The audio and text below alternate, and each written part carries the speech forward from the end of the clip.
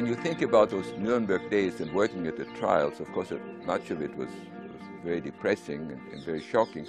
But at the same time, we also led a social life.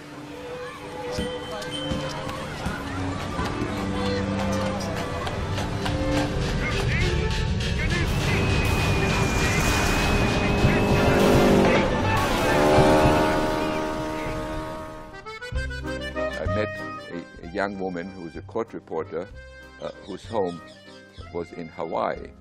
When she entered the courtroom, I noticed a sort of a buzz among the defendants looking at her. Although I could not hear it, I could just imagine what one defendant would say to the other. Who do you suppose she is, and where do you suppose she comes from? I became interested in her. We got to know each other. It's a long story, but it ended in our marriage. In French expression that is often used when one wonders, when one asks oneself, what is it that makes a man go from one place to another? Chercher la femme means look for the woman. And for me, this meant, at the end of our time at the trials, is accompanying Piilani to visit her homeland. At that time, my intention was not to settle down in Hawaii. In fact, that was very far from my mind. What happened to me is a story that happened to many people who have visited Polynesian islands. They came to visit, but they stayed.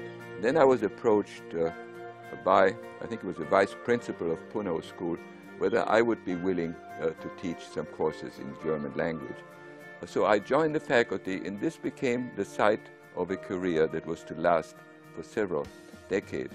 And of course, I was supported in all of that by my wife, Piilani, who stood by my side over all of these years until she passed away approximately 10 years ago. Since my wife was of Hawaiian ancestry, I became also very close to questions and priorities dealing with Hawaiian ancestry, the role of Hawaii, the future of Hawaii, and dealing with a civilization that in some ways was threatened and needed to be sustained and helped. The ethos of Hawaiian culture is an ethos of harmony, of people understanding each other, of people communicating with one another. And that can be the nexus